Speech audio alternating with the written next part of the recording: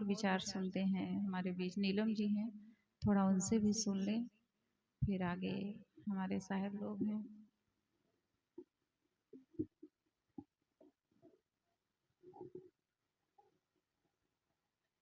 भजन गा दो, सब दिन होत नहीं।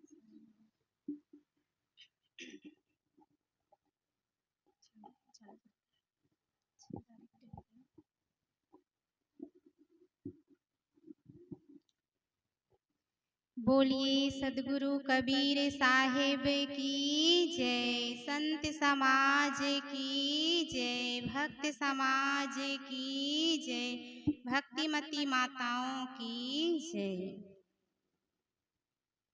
परम पूजनीय श्री साहिब जी, अर्चनी वंदनीय संत समाज, सत्संग प्रेमी भक्त सज्जनों, ममतामयी माताओं, श्री साहिब जी की ओर से मेरे लिए भी आज्ञा हुई है। आज्ञा पालनार्थ आप सभी के समक्ष एक पद प्रस्तुत है।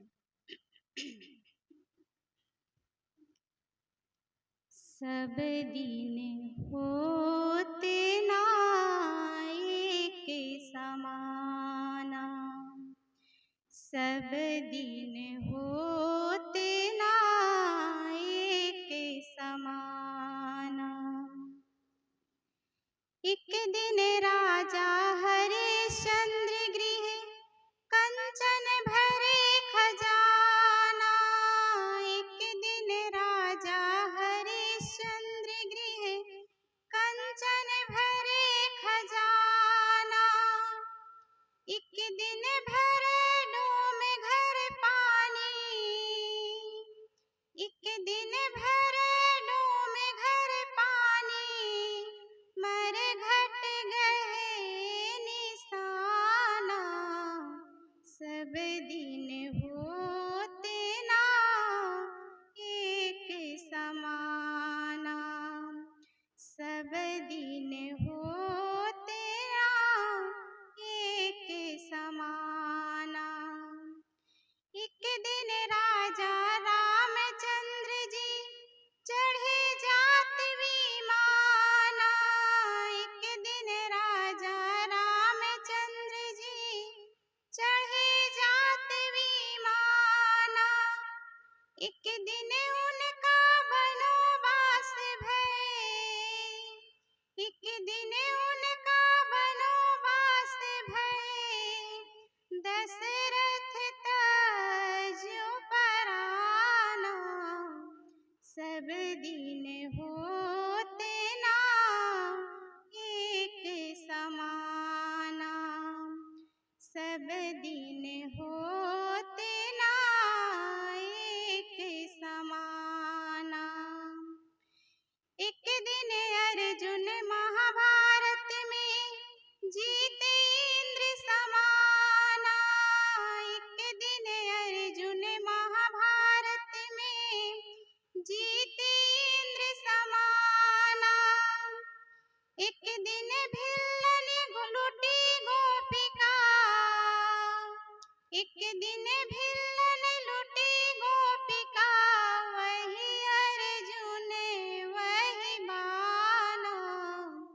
सब दिन होते ना एक समाना, सब दिन होते ना एक समाना।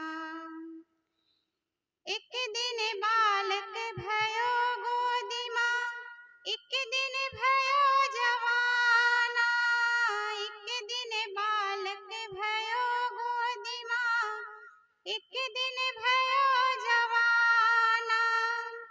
एक दिन चिता जले मर घट पर, एक दिन चिता जले मर घट पर, धुआं जाते आसमाना। सब दिन होते ना एक समाना, सब दिन होते ना एक समाना। कहे कबीर सुनो भाई साधो, यह पद है निर्वाणा। कहे कबीर सुनो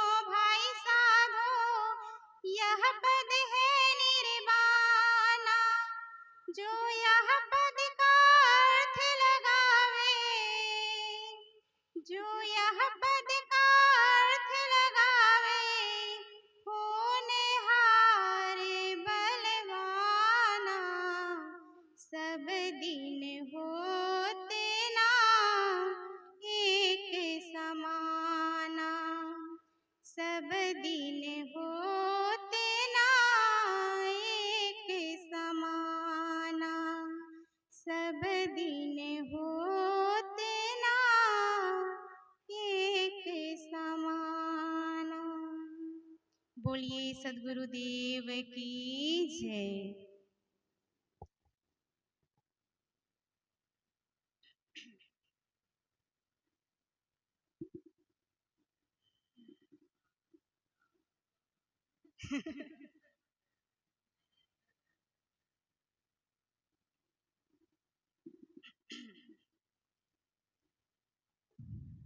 जिस पुण्य आत्मा की याद में यह सत्संग का कार्यक्रम किया जा रहा है, वे धन्यवाद के पात्र है। क्यों? क्योंकि यदि भैया जी आश्रम से न जुड़े होते, सत्संग से न जुड़े होते, हमारे साहिब जी लोगों के प्रति श्रद्धा न होती, उनके प्रति लगाव न होता, तो आज यह सत्संग का कार्यक्रम न होता और ना ही हमारे साहिब जी लोगों की उपस्थिति होती। ये सब तो भैया जी के मन में हमारे साहिब जी लोगों के प्रति श्रद्धा, समर्पण, प्रेम का परिणाम है, जो यहाँ संत गुरुजनों का दर्शन करने को हम सब को मिल रहा है। हम उसका लाभ उठा रहे हैं और उनके द्वारा उनके घर वालों को मिला हुआ संस्कार है, जो आज सत्संग रूपी विशाल समुद्र में हम सब गोता लगाने का यह अवसर प्राप्त किए हैं। मैंने देखा है भैया बीच बीच में आश्रम जाते थे, हमारी साहिब जी लोगों के पास बैठते और उनसे कुछ ज्ञान की चर्चा करते, मन की बातें कहते। भैया जी के मन में हमारी साहिब जी लोगों के प्रति श्रद्धा के साथ साथ विश्वास भी था। उन्हें ऐसा लगता रहा होगा कि यदि मैं आश्रम जाऊंगा, साहिब जी लोगों के पास बैठूंगा, तो मुझे कुछ ज्ञान ग्रहण करने को मिल जाएगा। यदि मैं मन की बात कहूंगा तो मेरा मन हल्का हो जाएगा, उलझा हुआ मन सुलझ जाएगा। इस प्रकार संतों के प्रति उनके मन में अटूट विश्वास था और ऐसा अनुभव हम आप सभी का होगा, हम सब किए होंगे। यदि हमारे मन में कुछ उलझने आती हैं, उलझा रहता है और यदि हम किसी सज्जन के पास, अपने से बड़ों के पास या सद्गुरु के पास जाते हैं, मन की बातें कहते हैं, तो निश्चित है हमारी समस्याओं का समाधान होता ही है। और यही अनुभव भैया जी करते रहे होंगे। आज भले ही भैया जी हमारे बीच नहीं हैं, लेकिन उन्होंने हम सब के बीच अपनी कुछ अच्छी यादें छोड़ गई। इस संसार में कोई स्थिर रहने वाला तो नहीं है, चाहे ज्ञानी हो, चाहे विद्वान हो या शूरवीर योद्धा हो, एक ना एक दिन सबको जाना पड़ता है। जब मनुष्य संसार से जाता है तो उन्हें उनके अच्छे बुरे कर्मों के आधार पर याद करते हैं। हम सबको भी अपने अपने जीवन के विषय को लेकर विचार करने की आवश्यकता है, इस पर सोचने की आवश्यकता है कि हम भी संसार से जब जाएंगे तो लोग हमें कैसे याद करेंगे, हमारे अच्छे व्यवहार को याद करेंगे या हमें अपने हमारे किए हुए बुरे व्यवहारों से याद करेंगे। क्योंकि एक ना एक दिन तो सबको इस संसार से जाना ही है। गुरुदेव जी कहते हैं, यदु राम रावण कृष्ण कंसा पांडु दुर्योधन गए, जो जन्म धरती पे लिए सो एक दिन सभी मुए। संसार जब स्थिर नहीं तेरे लिए क्या थीर हो, गफलत में क्यों फिर सो रहा, जागो उठो तो वीर हो। जब श्री राम जैसे महाराजा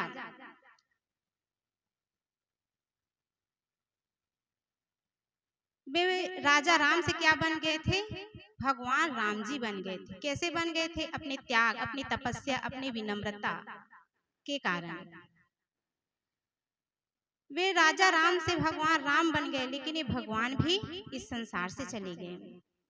रावण के विषय में जानते हैं, बड़े ही विद्वान रहे, 6 वेद 6 शास्त्र के ज्ञाता रहे, उन्हें भी संसार से जाना पड़ा। तो उनके सामने हम क्या है? हमें भी एक दिन जाना ही पड़ेगा। एक न एक दिन सबकी बारी आएगी। सदगुरु कबीर साहिब जी कहते हैं कि आज काल दिन कैयक में अस्थिर ना ही शरीर, कहीं कबीर कस राखी हो कांचे बासन नीर। यह जो अपना माना हुआ शरीर है वह कल भी छूट सकता है, आज भी छूट सकता है, कभी भी कुछ कहा नहीं जा सकता है। आज हम सभी यहाँ सत्संग का लाभ उठा रहे हैं। कितने समय किसके शरीर में क्या हो जाएगा, किसका शरीर छूट जाएगा, इसके विषय में कुछ कहा नहीं जा सकता है। सदगुरु कबीर साहब जी बहुत ही सुंदर उदाहरण देते हैं। हम आप सभी जानते हैं कि कुम्हार जो है गीली मिट्टी का क्या बनाता है? घड़ा बनाता है। और उस गीली मिट्टी, कच्चे मिट्टी के घड़े में हम पानी रखेंगे तो वो पानी कितने देर ठहरेगा? कुछ ही देर, क्षण मात्र में वो समाप्त हो जाएगा। वैसे ही इस शरीर में जीव जो है कुछ ही क्षण के लिए आया हुआ है। कब इस शरीर को छोड़कर जीव चला जाएगा कोई नहीं जानता है। इसलिए इस जीव का इस शरीर में आना एक सुनहरा अवसर है और इसी जीवन में हम अपने कर्मों में बदलाव ला सकते हैं, अपने विचारों में परिवर्तन ला सकते हैं, उस शांति रूपी धन को प्राप्त कर सकते हैं, हम अपना कल्याण कर सकते हैं। ये मानव शरीर प्रकाश स्थल है, लेकिन इस संसार में हम आते हैं और इस बात को हम भूल जाते हैं। हम भूल जाते हैं कि हमें जीवन क्यों मिला है, किस लिए मिला है, क्यों आए थे और क्या कर रहे हैं। इस पर हमें कभी विचार करने का समय ही नहीं मिलता है, विचार कर ही नहीं पाते हैं। यह जीवन मिला है हमें अपना कल्याण करने के लिए। यह जीवन केवल भोगों को भोगने के लिए, सहजता से बिताने के लिए नहीं मिला हुआ है, हमें कल्याण करने के लिए मिला हुआ है। निश्चित है सबकी अर्थी एक दिन उठेगी, हमारी भी उठेगी, लेकिन अर्थी उठने से पहले हमें अपने जीवन के अर्थ को समझना होगा। हमें अज्ञानता के कारण कभी एहसास ही नहीं होता है कि एक न एक दिन हम सबकी मृत्यु हो जाएगी। गुरुदेव जी कहते हैं, अज्ञान वश नहीं भासिता, एक दिन हम मर जाएंगे। संसार के धन द्रव्य कुल परिवार सब छूट जाएंगे, परिवार सब छूट जाएंगे। ये देह को ले जा जलाएंगे सभी शमशान में। तू मोह किस से कर रहा, क्यों हो रहा वे भान में। हम केवल प्राणी पदार्थों के मोह में ही पड़े होते हैं, भूल ही जाते हैं कि हमें यह जीवन मिला है भक्ति भजन करने के लिए। ये जीवन हमें सत्संग के लिए मिला हुआ है, कल्याण करने के लिए मिला हुआ है, भक्ति करने के लिए मिला हुआ है। लेकिन हम इस मार्ग पे न चल के गलत राह अपना लेते हैं।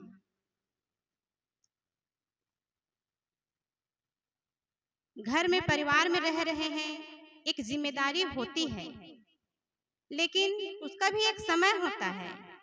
जैसे जैसे शरीर बूढ़ा होते जाता है, और हमारे अगली पीढ़ी संभालने वाले आ जाते हैं, तो हमें चाहिए कि हम उन जिम्मेदारियों से थोड़ा पीछे हटें,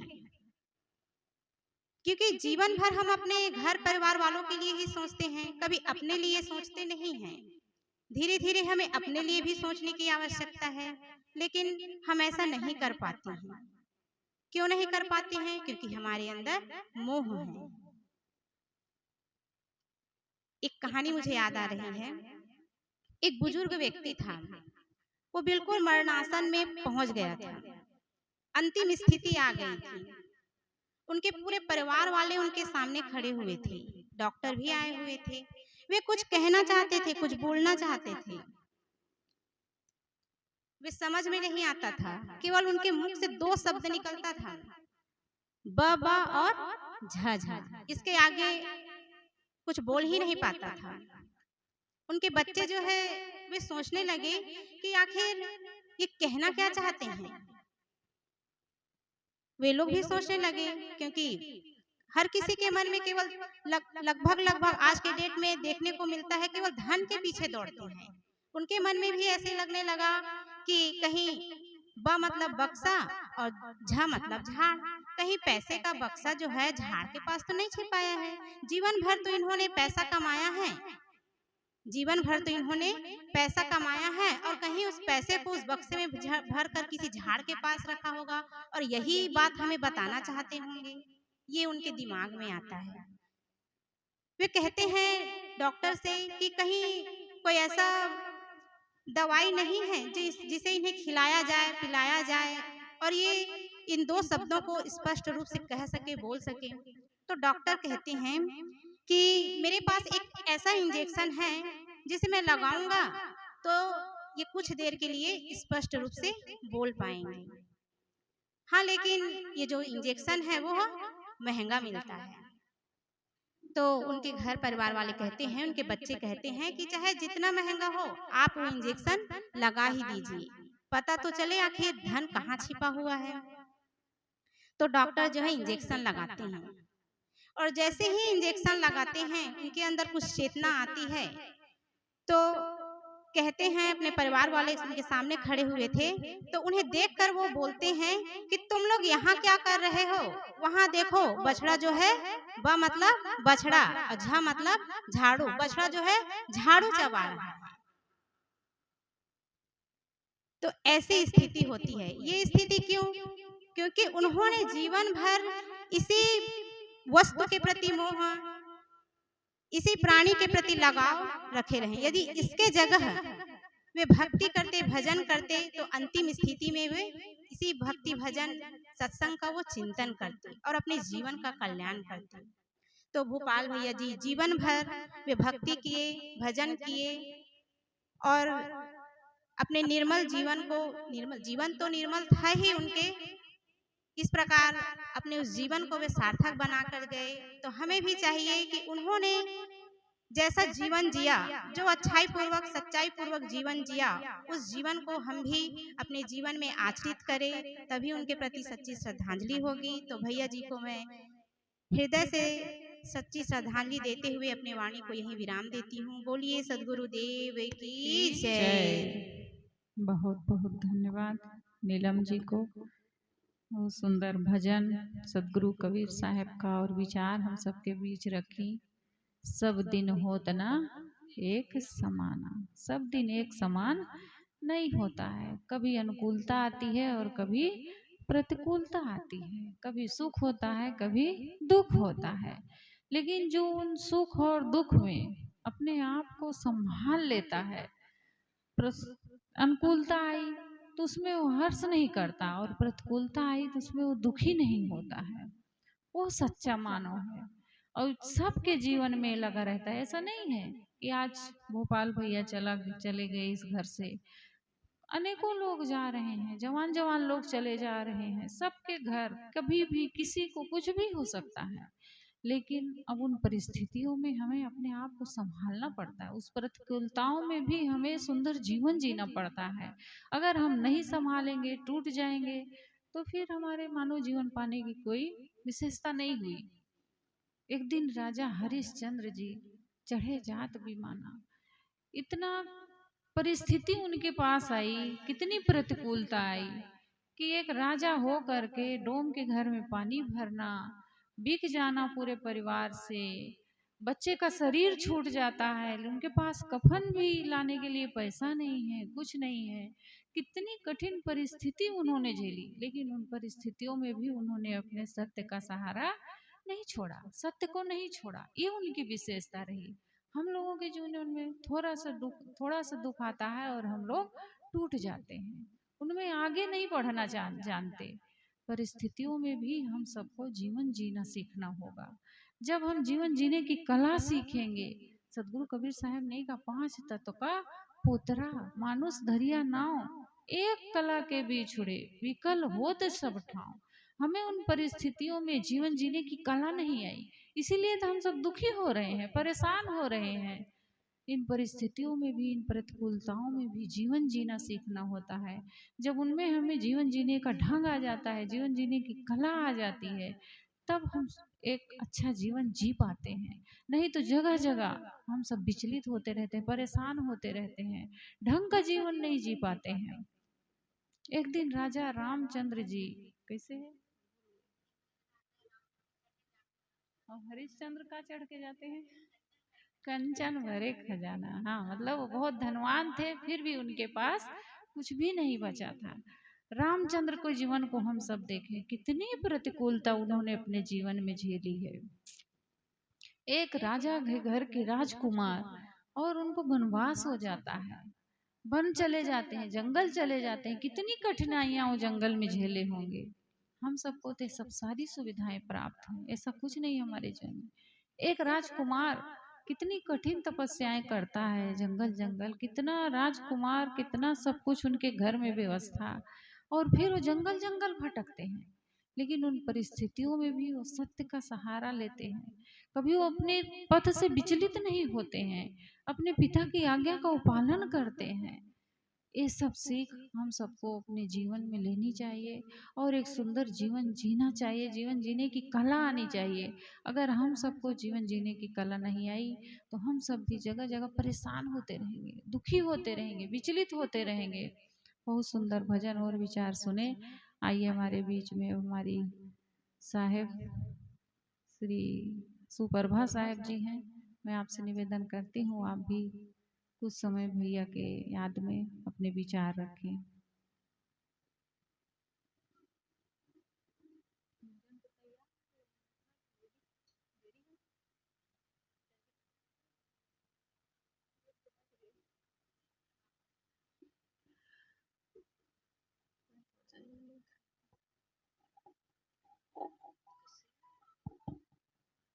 चालू ही है। बोलिए सदगुरु कबीर साहेब की जय, जय। संत समाज की जय, जय। भक्त समाज की जय। जय।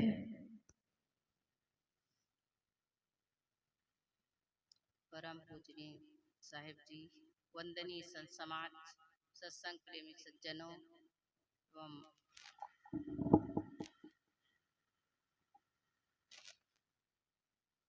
भक्तिमती माताओं, मुझे भी आज्ञा हुई है स्वाज्ञा पालनार्थ कुछ देर विचार रख रही हूँ।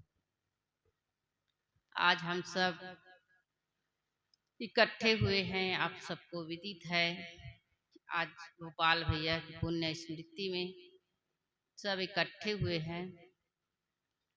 तो हम आज मृत्यु दिवस मना रहे हैं। जन्म दिवस तो सब लोग मनाते हैं, लेकिन मृत्यु दिवस कोई कोई मनाते हैं। मृत्यु को याद करने वाले बहुत कम होते हैं, लेकिन जन्म की याद तो सब लोग करते हैं। जन्म दिवस मनाते हैं लोग, मिठाई बांटते हैं, केक काटते हैं, हर वर्ष जन्मदिन मनाते हैं, बच्चे से लेकर बूढ़े तक जन्मदिन मनाते हैं। लेकिन मृत्यु दिवस, मृत्यु को याद करने वाले कोई कोई होते हैं, जाने माने होते हैं। कोई लोग एक साल में मना लेते हैं बरसी के रूप में, शरीर छूट जाने के बाद, उसके बाद याद ही नहीं करते, उसका जीवन को याद ही नहीं करते कि वे कैसे रहे, कैसा उनका जीवन था। जब तक हम मौत को याद नहीं करेंगे तब तक हमें संसार की वास्तविकता पता नहीं चलेगी। मौत को याद करना बहुत जरूरी है। जब हम मौत को याद करेंगे हमसे कोई गलत कर्म नहीं होगा। सदगुरु कबीर साहब कहते हैं, मुआ है मर जाओगे, मुए की बाजी ढोल, सपन सने ही जग भया, शहीदानी रही गो बोल। मुए मुए चाम का ही ढोल बजता है, जिंदा चाम का ढोल नहीं बजता है। जो पशु मर जाते हैं उन्हीं के चाम से ही ढोल मढ़ा जाता है। वैसे ही मनुष्य का जब शरीर छूट जाता है तो उनके गुणानुवाद गाते हैं, उनके जो शुभ अशुभ जो कर्म है उन्हीं को लोग याद करते हैं। सपन सने ही जग भया, शहीदानी रही गो बोल। जैसे सपने में हम अनेक प्रकार के सपन देखते हैं, सोते हैं तो कभी हमें चोर डाकू लूट रहा है, कभी हमें शेर भालू खदेड़ रहा है, कहीं हम कहीं खाई में गिर जाते हैं। कुछ विचित्र विचित्र सपन देखते हैं। वैसे ही हम इस संसार में आए हुए हैं। सपने के समान हमें जो प्राणी पदार्थ मिले हुए हैं वे भी एक सपना के समान है। जो प्राणी मिले हैं पुत्र परिवार धन संपत्ति के रूप में, जितने भी सगे संबंधी हैं वे भी एक सपना के समान हैं और ये भी एक समय छूट जाने वाले हैं। वैसे ही हमारा जीवन है, हमें यह सपना के समान यह जीवन मिला हुआ है। कुछ क्षण में कुछ समय के बाद यह शरीर भी छूट जाएगा, लेकिन हमारी जो पहचान है, हमारे अच्छे बुरे कर्म है, वही हमारे साथ में जाता है। तो हमें चाहिए कि अपने जीवन में अच्छा कर्म करें। जो भी कर्म करते हैं तो उन्हीं का संस्कार हमारे जीवन पर पड़ता है। गलत कर्म किए रहते हैं तो वही जो अशुभ कर्म हमें दुख देते हैं और जो शुभ कर्म है वही हमें सुख देते हैं। तो हमें चाहिए कि अपने जीवन में अपने कर्मों का सुधार करना चाहिए। कर्म अच्छा होगा। किसी ने कहा है, कर्म हमारा अच्छा है, किस्मत हमारी दासी है। कर्म कर्म धर्म दोनों अच्छे हैं, घर में मथुरा काशी है। कर्म धर्म दोनों खराब हैं तो गले में यम की फांसी है। तो हमें चाहिए अपने जीवन में अपने कर्मों को सुधार करना चाहिए। हमारे जीवन में डोली सजे ना सजे लेकिन अर्थी जरूर सजती है। यदि अर्थी सजती है, लोग जीवन का अर्थ समझ जाते हैं। अर्थी जब सजती है तो लोगों को याद होना चाहिए कि हम इस दुनिया से जा रहे हैं। तो लोग जा रहे हैं, उन्हें भी यही सीख लेनी चाहिए, हमें भी इस दुनिया से एक दिन जाना होगा। कहा जाता है कि एक बार डोली और अर्थी में आमना सामना हुआ। तो डोली संसार में प्रवेश कर रही थी और अर्थी इस संसार से विदा हो रही थी। तो दोनों ने एक दूसरे से कहा कि बहन, डोली तुम्हारी भी है और डोली मेरी भी है। फर्क इतना है कि तुम संसार में प्रवेश कर रही हो और मैं संसार से विदा ले रही हूँ। तुम्हारे में भी फूल मालाएं चढ़ी है और मेरे में भी फूल मालाएं हैं, लेकिन फर्क इतना है, तुम इस संसार में प्रवेश कर रही हो और मैं इस संसार से विदा ले रही हूँ।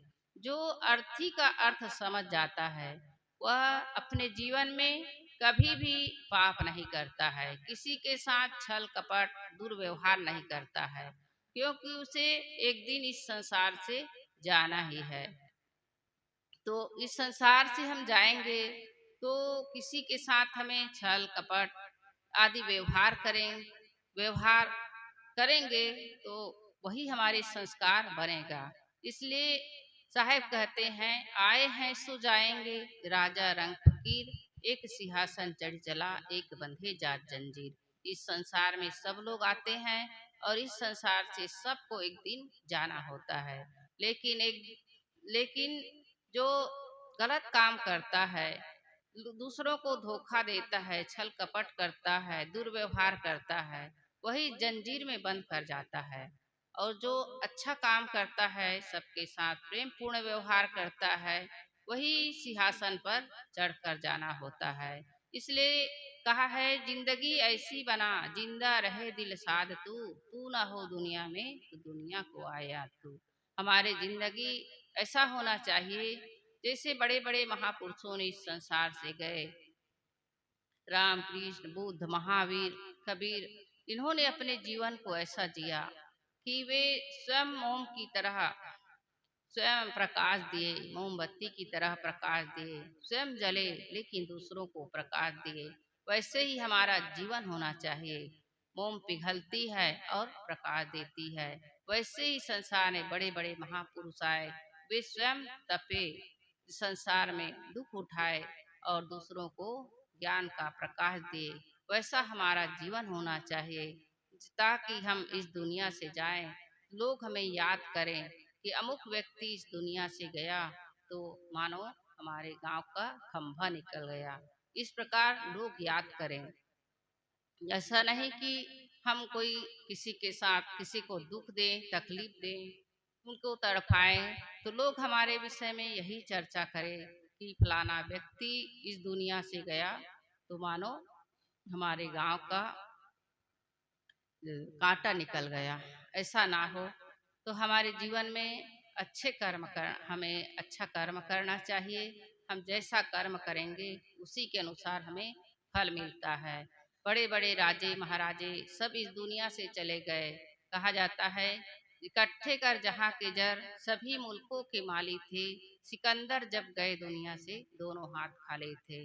महान सिकंदर, उन्होंने भारत को जीता था।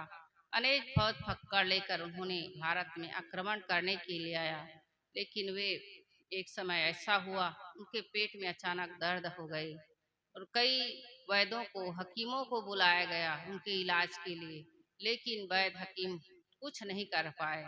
और उनका अंतिम इच्छा था कि अपने माँ का दर्शन करना, लेकिन वो भी नहीं कर पाए और उस संसार से वे विदा हो गए। तो उन्होंने अंतिम समय में अपने साथियों से, अपने सिपाहियों से कहा था कि जब मेरा शरीर जब छूट गया तो जनाजा जब निकलेगा तो उन इस इस अर्थी को वैद्य लोग ही मेरे अर्थी को उठाए, ताकि लोग समझे कि कितने बड़े हकीम डॉक्टर भी इस जीवन को वे नहीं बचा सके। और दूसरा बात वो कहे कि जब मेरे जनाजा को निकालना तो जितने हीरे मोती जवाहरात हैं उसे रास्ते पर बिछा देना, ताकि समझे लोग कि महान सिकंदर इस दुनिया से गए तो वे कुछ भी उसके साथ नहीं गया। और तीसरी बात कहे कि उन्होंने जब इस जनाजा को जब अर्थी को निकालना तो मेरे दोनों हाथ को बाहर रख देना, ताकि लोग समझे कि महान सिकंदर इस दुनिया से गए तो उनका दोनों हाथ खाली था। खाली हाथ आए हैं और खाली हाथ हमें जाना है। लेकिन हम इसी के लिए अहंकार करते हैं, धन के लिए, पद के लिए, संपत्ति के लिए। इतना लड़ाई झगड़ा मारपीट आज दुनिया में हो रहा है, किसके लिए? अपने ही भाई के लिए हम छल कपट दुर्व्यवहार करते हैं। कहा जाता है, जिन्हें हम हार समझे थे गला अपने सजाने को, वे ही हमें काट बैठे, हमें वे ही काट बन बैठे, हमें ही नाक बन बैठे, हमें ही खाने को। इस प्रकार जिसे हम अपना मानते हैं वे ही हमें जिसे हम अपना मानते हैं वे ही पराया हो जाते हैं। तो हमें चाहिए कि सबके साथ प्रेम पूर्ण व्यवहार करते हुए इस जीवन लीला को समाप्त करें। हम यह जीवन हमें मिला हुआ है, यह मानव जीवन अनमोल है। इस मानव जीवन में आकर हम भजन भक्ति सत्संग परोपकार आदि का काम हम करेंगे, तभी हमारा जीवन सार्थक होगा। इस मानव जीवन ही साधना करने का, लोगों से अच्छा व्यवहार करने के लिए हमें मिला हुआ है। और इस मानव जीवन में आकर हम दूसरों को छल कपट राग द्वेष में ही अपना जीवन समाप्त कर देते हैं। यह मानव जीवन पाना सार्थक नहीं हो सकता है। तो मैं कह रही थी कि सपना सोया मानवा मुआ है मर जाओगे, मुए की बाजी ढोल, सपन सने ही जग भया, सहीदा नहीं रही गो बोल। मुए की बाजी ही, मुए का चाम ही का ढोल बजता है। वैसे ही इस संसार से जो मनुष्य इस संसार से जाता है तो उसके अच्छे बुरे कर्म का पहचान ही रह जाता है। और जितने भी प्राणी पदार्थ मिले हुए हैं वे सपने के समान हमें मिला हुआ है।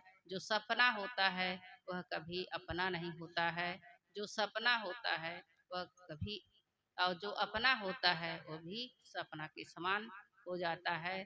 तो हमें चाहिए कि जितने भी प्राणी पदार्थ मिले हैं उसे सपना के समान समझे और सबके साथ मीठे व्यवहार, सबसे प्रेम पूर्ण व्यवहार करते हुए अपने जीवन लीला को सार्थक बनाएं। और हमारे भोपाल भैया इस दुनिया से नहीं रहे, लेकिन उनके आज यादें, उनके जो कर्म वही याद कर रहे हैं।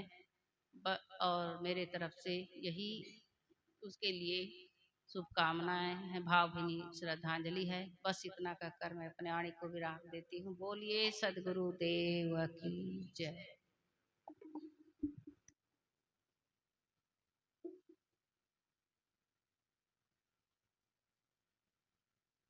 वही है, सबको भूख भी लग रही होगी, हम लोग बैठे बोले जा रहे हैं।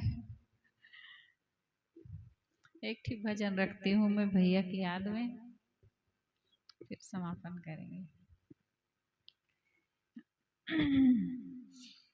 हम सबको भी इस संसार से जाना है, उस दिन की हम सब याद करें।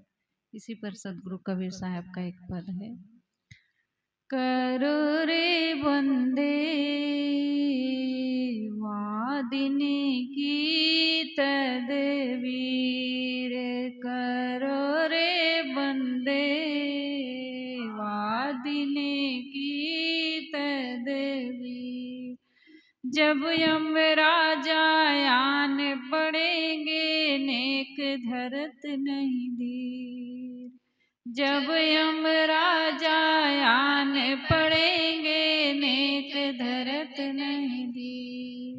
मुंगरिन मारी के प्राण निकासत, मुंगरिन मारी के प्राण निकासत, नैनान भरी है नीर, करो रे मंदे वादिन की तदबीर, करो रे बंदे वादिन की तदबीर।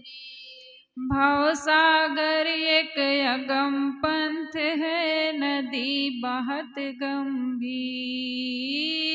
भवसागर एक नदी बहत है, भवसागर एक अगम पंथ है, नदी बहत गंभीर। नाव न बेड़ा लोग घनेरा, उस नदी में नाव भी नहीं है, ऐसी नदी बह रही है जिसमें नाव भी नहीं, बेड़ा भी नहीं है। हमें उसको पार भी करना है, कैसे पार करेंगे? बाहर की नदी में तो नाव का रहती है, लेकिन ये जो भवसागर है, जो हमारे भीतर नदी बह रही है मनोविकारों की, वासनाओं की, इसमें कोई नाव बेड़ा नहीं है, बाहरी नाव का नहीं है कि हम उसको लगा करके पार हो जाएंगे। कबीर साहब क्या कह रहे हैं, भवसागर एक अगम पंथ है, नदी बहत गंभीर। नाव न बेड़ा लोग घनेरा, केवट है बेपीर, करो रे बंदे वादिन की तदबीर, करो रे बंदे वादिन की तदबीर। हमारे कर्मों का लेखा जोखा जो करेगा वो बड़ा बेपीर है, उसको किसी के लिए दया वया नहीं है। जैसा करो वैसा भरो, वहां पर क्षमा नाम की चीज नहीं है। करो रे बंदे वादिन की तदबीर करो रे बंदे, वादीन की घर तेरी आयर धंगी बैठी, मात पिता सुत भीर। घर तेरी आयर धंगी बैठी, मात पिता सुत भीर।